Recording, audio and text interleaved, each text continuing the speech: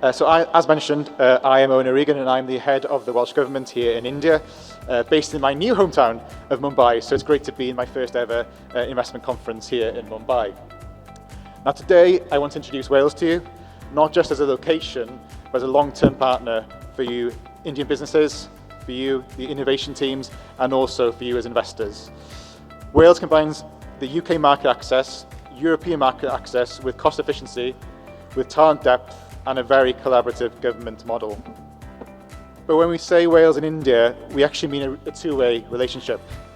Many businesses already call the UK their global platform and home, and some also call Wales their home. But in Wales, we strongly believe that is where that platform becomes scalable, it becomes cost-effective, and it becomes really well supported by the government and the ecosystem in Wales. You already see some Indian businesses invest in Wales. In fact, the biggest investor in the UK from India is in fact investing in Wales, and we really hope that you will be our next partner. And Wales isn't just some random part of the UK, it's a part of the UK that's got strong connections to India, both in terms of cultural, educational, and of course some linguistic connections as well.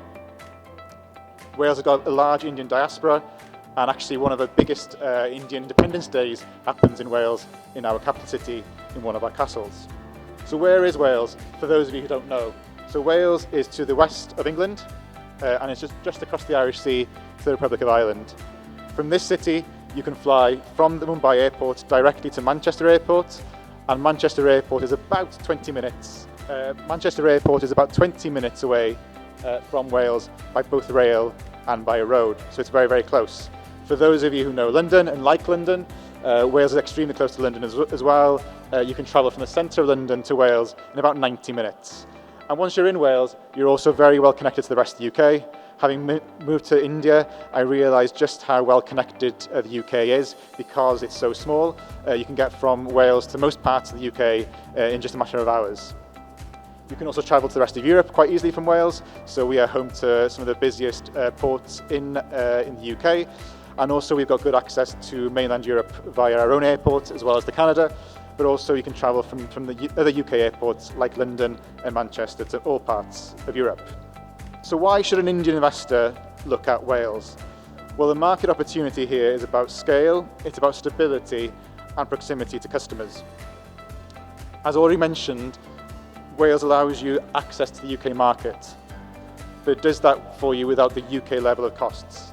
Likewise, it gives you access to the European markets, but without the Western European level of costs. But attached to all those benefits, it also gives you a strong talent pool, support, and a great place to do some R&D. So as mentioned, that Wales is a full part of the UK, and that gives you, and as you probably most of you know, gives you strong IP protection, it gives you predictable regulation, it gives you a mature consumer and enterprise market, and crucially, I think for an Indian investor, it gives you a business-friendly environment. But what makes Wales distinct from the rest of the UK is the access to government programmes, which I'll mention later. And I think that's really attractive for Indian businesses because it reduces the risk when investing overseas, particularly in the field of technology, in manufacturing, and in some of the regulated sectors. But as I mentioned on the panel earlier on, I think one of Wales's biggest strengths is collaboration. And that's probably the big word I want to sort of reflect to you today, and that's collaboration. I often describe Wales as a three-legged stool. Bear with me. A three-legged stool where government, universities and industries all work together in a practical and joined-up way. And it's that collaboration that I think creates one of the most effective business ecosystems in all our key sectors in most of Europe.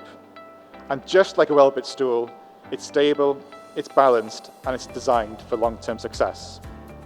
And every single one of our priority sectors operate in this way, which I think reduces risks for market access. So what are our priority sectors? So they're listed on screen just there. So it's compound semiconductors, high-value manufacturing, life sciences, cybersecurity, fintech, and renewables. If you're working in any other sectors, please talk to me or my colleague Fiona Rodriguez, who will be here over the next 2 days to talk about the opportunities that are available in those sectors. But I'll touch on some of them now, which I think are of most relevance to you, the audience. So Wales is home to the world's first compound semiconductor cluster. From design to packaging and pretty much anything in between, you can do it in Wales. And this cluster has got a wealth of knowledge. It's about 50 years old by now.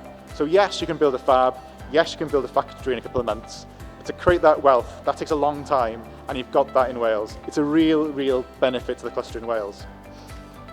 There are soft landing facilities there if you're working in this cluster, and I'll talk about those towards the end. But if you're a disruptor in this sector, Wales is a great place to land. And there's loads of skills packages and R&D packages available for you too.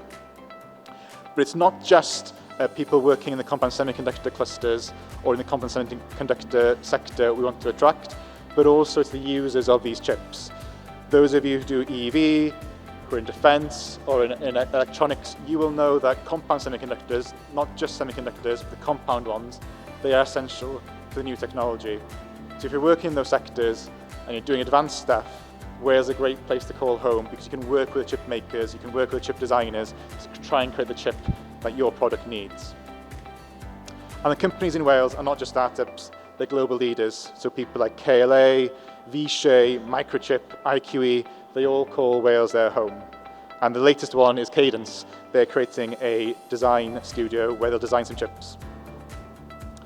The next sector I wanted to touch upon was high-value manufacturing. So Wales, if those of you don't know, is historically a heavy industry location. We used to make steel, we used to mine for coal. Industry, and heavy industry in particular, is in our bones. By now, our economy has transitioned into the green economy and to have a bit more high-value manufacturing. So in things like automation, AI, robotics, and material sciences, Wales is a great place to call home. But one of the reasons I think high-value manufacturing is good for Wales is because of the ecosystem that exists there. What's really cool about Wales is that you've got access to advanced manufacturing programs that the Welsh Government and the UK Government have created. For example, in the UK, you have catapults in some key sectors, including high-value manufacturing, and for the high manufacturing, they call Wales home. Wales is also home to the UK's Advanced Manufacturing Research Centre, and what that gives an Indian business is direct access to applied R&D prototyping and industrial scale innovation. So if you want to scale, and if you want to take your product to the next stage in its life, Wales is a great place to call home. Those bodies will also help you integrate quickly to the UK and also global supply chains and give you commercial advice on how to do so as well. I think this slide just outlines just why the high-value manufacturing cluster in Wales is so good. You'll see it's established, so you've got, incredibly for such a small country, 5,000 businesses already in Wales. People like Airbus, most of Airbus's wings are made in Wales. Toyota, the first ever hybrid engine made outside of Japan by Toyota was done in Wales. You've got GE Aerospace, and as I mentioned already, you've got people like KLA. They already call Wales home. So you've got great partners there on the advanced manufacturing side. But also, number three is another thing I want to mention, is that it's competitive. Even though we've got lots of advanced manufacturers there already, it's still very competitive. Industrial space, both large and small, are quite competitive in Wales, as are our salaries. If you do manufacture in Wales, I mentioned already, we've got some ports.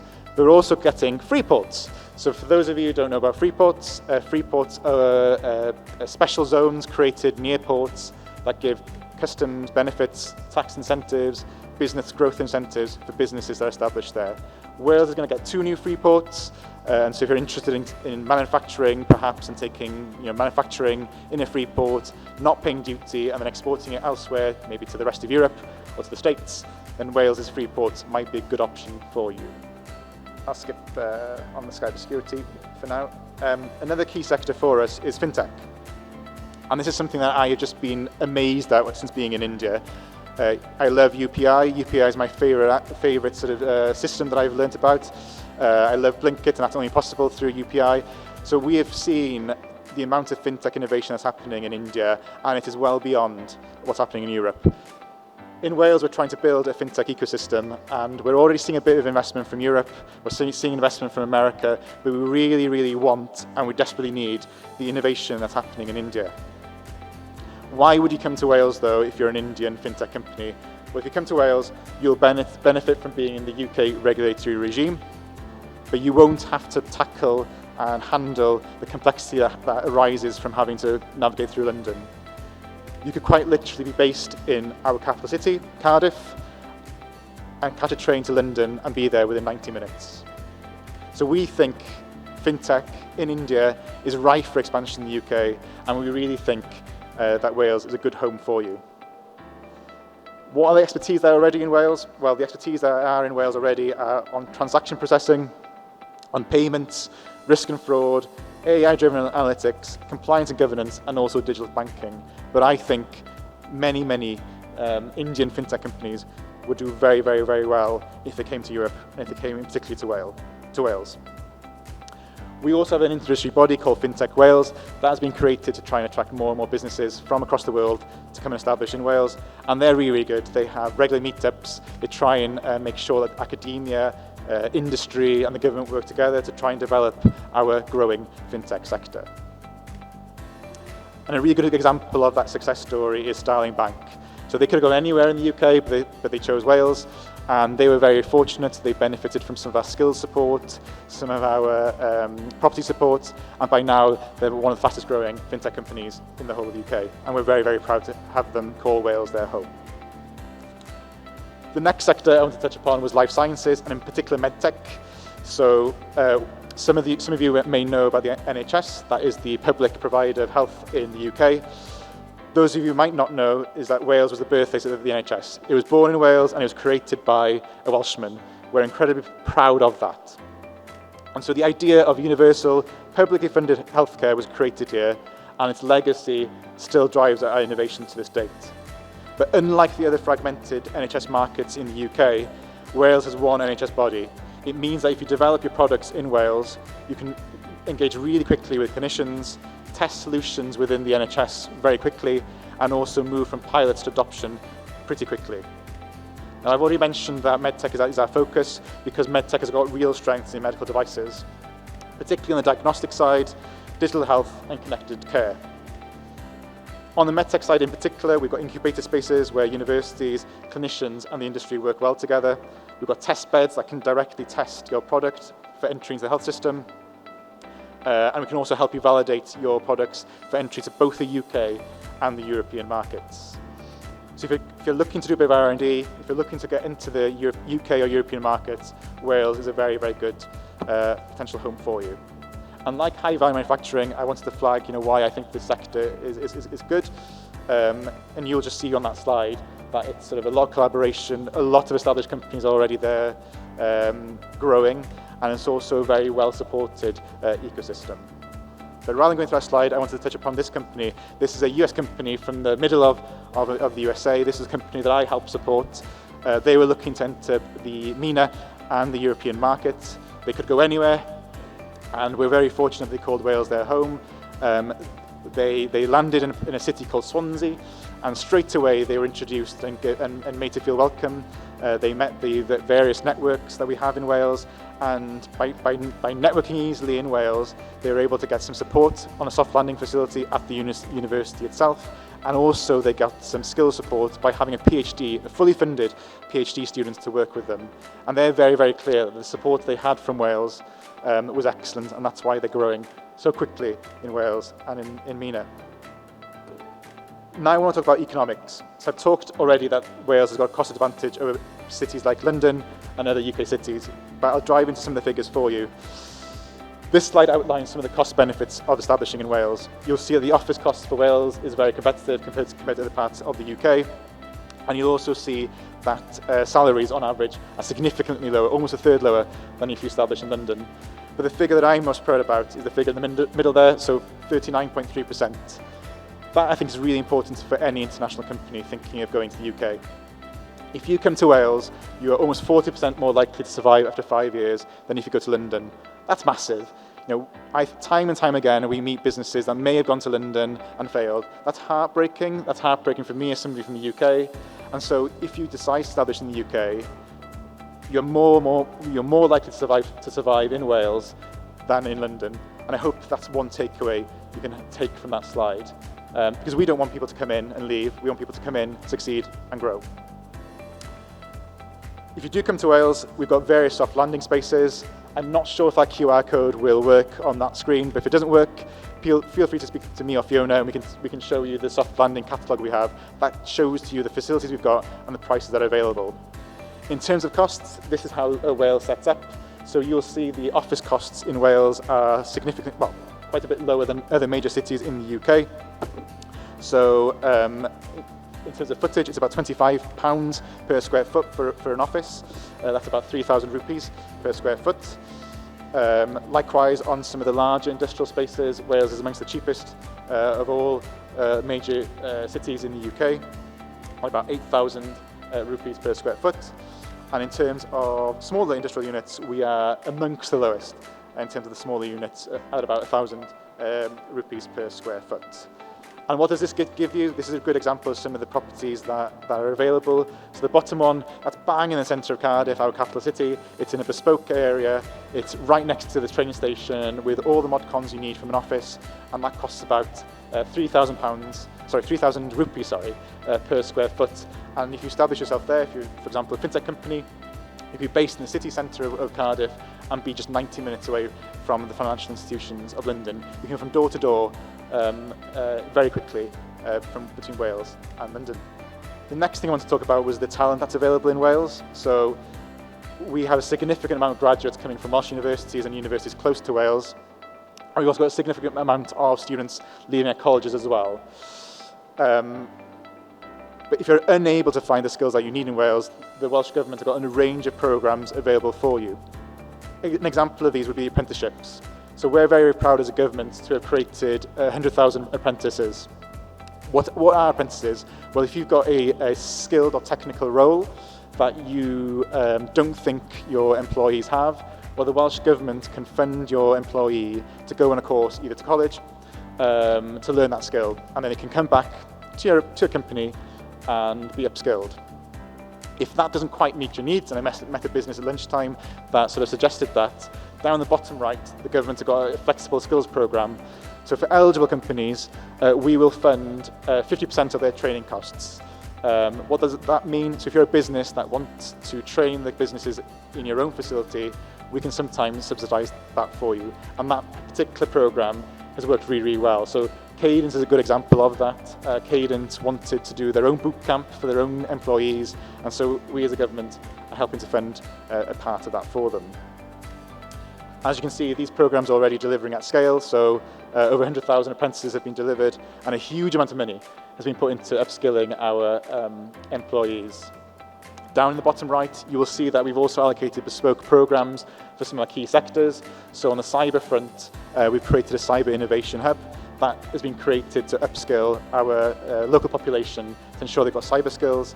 And on the compound semiconductor side, which I mentioned earlier on, we've created programmes in our colleges and in our universities to ensure that people have got the right semiconductor skills. If you need any more information about our skills programme, please speak to me or my colleague Fiona.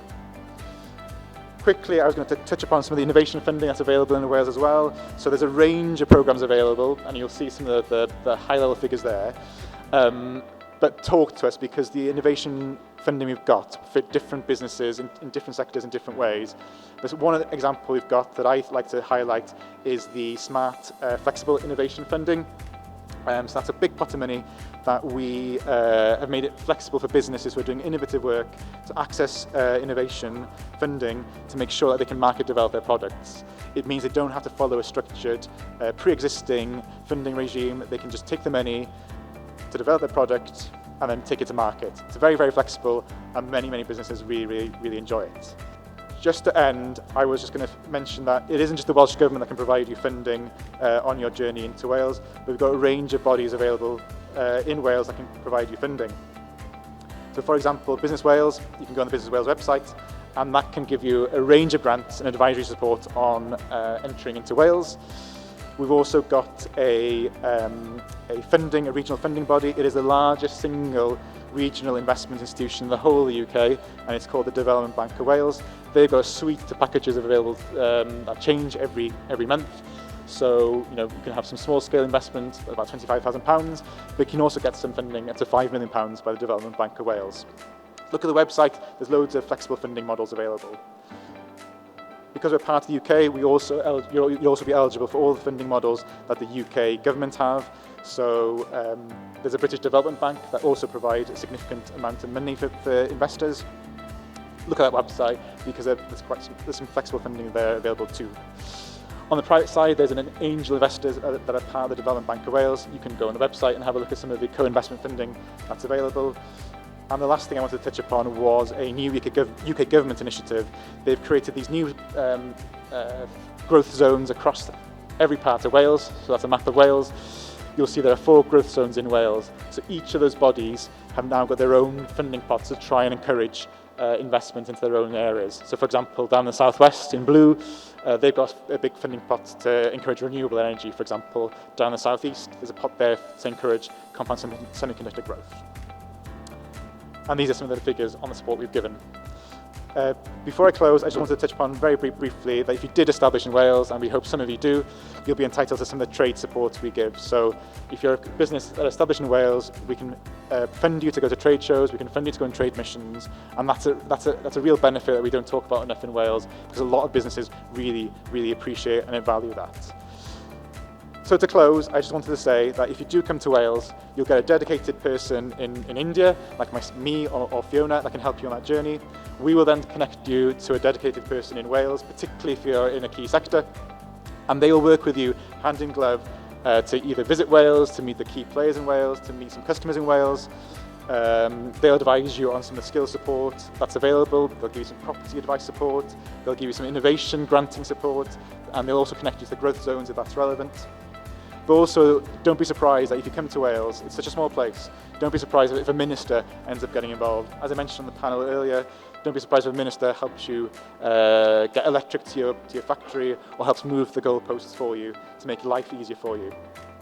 I just wanted to close on this final point. I just wanted to be really clear that we as a Welsh Government, we're not here to take jobs from India. What we want is we want you to enter the European market and grow. We want to complement your Indian operations. We don't want to take jobs from you. And how we want to do that is to welcome you to Wales in a welcoming, collaborative ecosystem that Wales has. We want you to succeed, and we hope that success story is written in Wales. Thank you very much. I'm sorry that was so brief, and enjoy the rest of the conference. Thank you.